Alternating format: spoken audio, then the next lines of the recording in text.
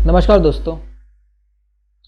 अपन लोग यहाँ पे जैम फिजिक्स के ओल्ड पेपर के सॉल्यूशंस देख रहे हैं किस तरीके से प्रॉब्लम को सॉल्व किए जाते हैं, और उसी में अपन लोग कुछ बेसिक जो रिक्वायरमेंट है प्रॉब्लम को सॉल्व करने के लिए उसको डिस्कशन कर रहे हैं।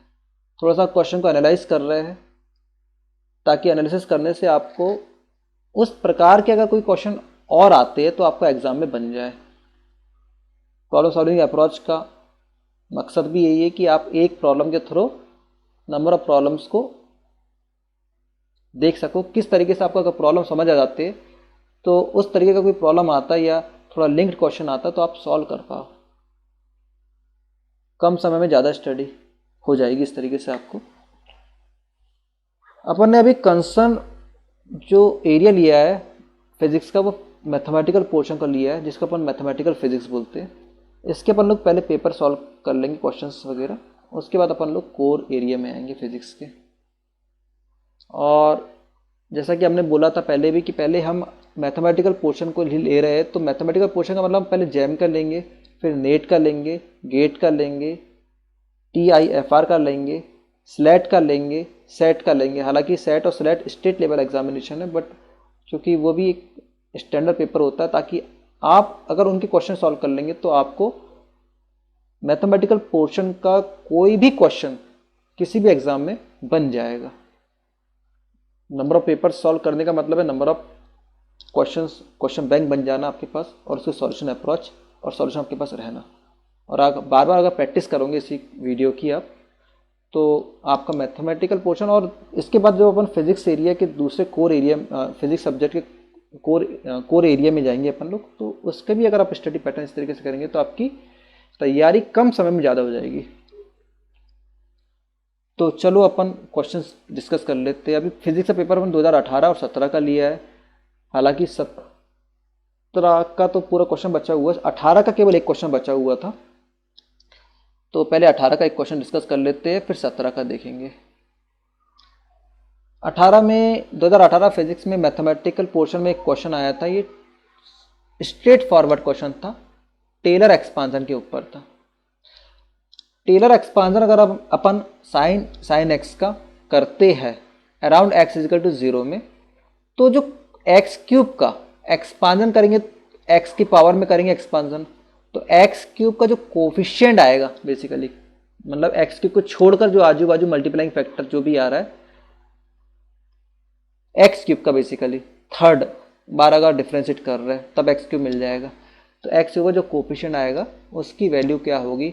और इसमें ऑप्शन नहीं दिए क्योंकि ये numerical answer type question, NET प्रकार का क्वेश्चन है। इसमें केवल आपको आंसर लिखना पड़ता है।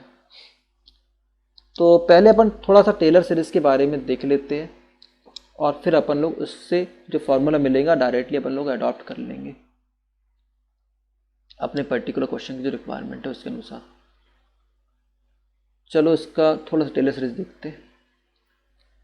टेलर सीरीज क्या बोलती है, let f x plus h be a function of H.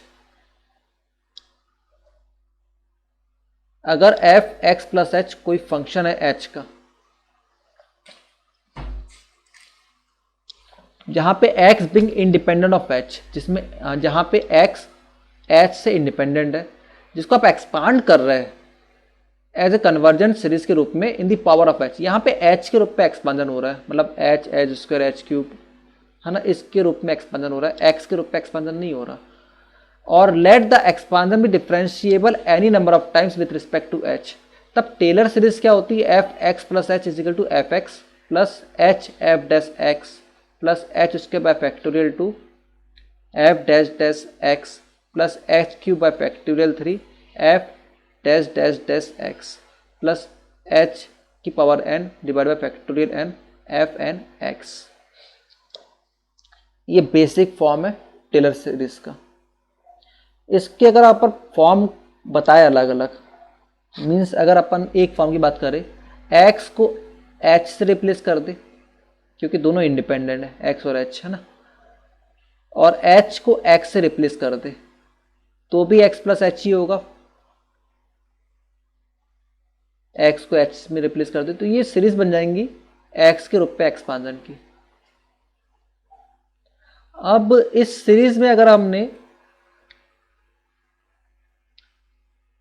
x की वैल्यू a पुटअप कर दे तो एफ ए प्लस एच हो जाएगा, ये एफ ए हो जाएगा plus h f dash a हो जाएगा, ये h square by factorial two f dash dash a plus h cube by factorial 3 f triple dash a. ठीक है ना। अब इसी सीरीज में अगर हम a के स्थान में 0 पुटअप कर दे और h के स्थान में x पुटअप कर दे तो सीरीज बन जाएंगी f x is equal to f zero plus x f dash zero plus x उसके by factorial two f dash dash zero plus x cube by factorial 3 f triple dash zero. ये Maclaurin theorem कहलाता है। तो यहाँ पे अपन को एक idea हुआ कि अगर a की वैल्यू 0, बेसिकली अगर हम किसी function around x equal to 0 में कुछ निकालते हैं, x इक्वल टू 0 मतलब x इक्वल टू a, ये तीनों इक्विवेलेंट है, x और h इक्विवेलेंट है, तो दोनों का मतलब तो यही है, और उस पर भी a की वैल्यू 0 है। तो अगर हम इसको पुटअप की बात करें, इससे हम कंपेयर करें अपने क्वेश्चन को, तो हम ये बोल सकते हैं कि हमारा जो क्वेश्चन है वो मैक्लॉरिन थ्योरम और उस समय particular x equal to 0 Maclaurin theorem और टेलर थ्योरम एक ही होगा। फोर्थ इसका फॉर्म है, अगर हम इस सीरीज में x इक्वल टू ए तो पुटअप किया ही किया है और h equal to x minus a put up कर दे, तो h के स्थान में x माइनस ए पुटअप करेंगे तो a से कट जाएगा, केवल x बचेगा, एफ एक्स इक्वल टू, और यहाँ पे ऑलरेडी एफ ए तो है ही है, h के स्थान में x माइनस ए पुटअप कर दिया गया है, एफ डैश ए इसमें, है ना। तो ये सीरीज बन जाएंगी। तो हमें इस सीरीज का यूज करना है अपने क्वेश्चन में, है ना। तो चलो इसके सॉल्यूशन को देखते कैसे सॉल्व किया गया है। तो इसमें हमें एक चीज़ तो समझ आ रहा है कि 3 टाइम डिफ्रेंशिएशन करना है और फिर जो डिफ्रेंशिएशन आएगा उसमें x के स्थान में 0 पुटअप करना है ना। तो डिफ्रेंशिएशन करना आपको तो अच्छे से आता ही है, आप मैथमेटिकल बैकग्राउंड के स्टूडेंट हो, फिजिक्स की मैथमेटिक्स पढ़ रहे हैं, तो मैथमेटिकल बैकग्राउंड में डिफ्रेंशिएशन तो आसानी से बन ही जाता है।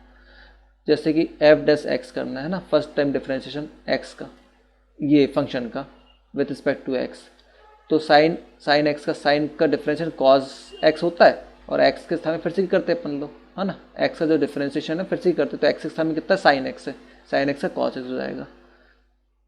ठीक है। अब प्रोडक्ट ऑफ टू फंक्शन का यहाँ पे फॉर्मूला लग जाएगा। हालांकि थोड़ा सा डिफ्रेंशिएट करना ही पड़ेगा, इसमें दूसरी कोई अप्रोच समझ नहीं आ रही थी हमको, तो 3 टाइम इसको एटलीस्ट डिफ्रेंशिएट तो करना पड़ेगा ही पड़ेगा। तो ये first function differentiate of second function plus second function differentiate of first function cos x का माइनस साइन एक्स, इसको सॉल्व कर लिया आपने। इसी तरीके से आपने थर्ड टाइम डिफ्रेंशिएट कर लिया तो ये मिल जाएगा आपको, है ना। Cos minus 2 cos x sine x का मतलब साइन 2x लिख सकते हैं अपन लोग। इसको तो अपन जो कॉस की बाकी सबको एज इट इज लिखा गया है, ठीक है ना। तो ये आपको यहाँ पे भी साइन एक्स कॉस एक्स आ रहा है, तो साइन एक्स कॉस एक्स को आपने साइन 2x लिख दिया, डिवाइड बाय 2 कर दिया, तो ये तो आपको फॉर्म बता गया। आप ट्रिपल डैश एक्स का डिफ्रेंशिएट थर्ड टाइम करेंगे तो एक्स फंक्शन का ये मिल जाएगा अपन को ना। अब अपन क्या करना है इसमें, क्योंकि हमें कोफिशिएंट निकालना है एक्स क्यूब का, तो एक्स क्यूब का कोफिशिएंट एक्स क्यूब का अगर एफ एक्स का एक्सपांड करते तो अपन लोग F zero x f dash zero, है ना। ये एक्स की यहाँ पे 0 0 पुटअप करना पड़ेगा ना, ये तो निकाल दिया अपन ने एक्स के स्थान में। तो जो कोफिशिएंट आएगा एक्स क्यूब का वो होता है f triple dash zero divide by factorial 3, तो ये निकालना मतलब f triple dash 3 time differentiate at x equal to 0 में निकालना पड़ेगा। तो हमें एक्स के लिए यहाँ पे 0 पुटअप कर देंगे तो हमें एफ ट्रिपल डैश 0 मिल जाएगा। तो साइन 0 तो 0 हो जाएगी, 0 फैक्टर ही हट गया, कॉस की वैल्यू 1 हो जाएगी, है ना। तो ये -1 मिल जाएगा ये अपन को, है ना। और इससे भी कॉस, इससे भी -1 मिल जाए, ये -1 लगा उससे 1 मिल जाएगा ना, तो -1 -1 -2 हो जाएगा। और डिवाइड बाय फैक्टोरियल 3 तो ऑलरेडी चल ही रहा है, तो फैक्टोरियल 3 को अपन बोलते 3 2 1 -2 डिवाइड बाय 321, उसको सॉल्व करेंगे तो ये आ जाएगा -0.33। थैंक्स।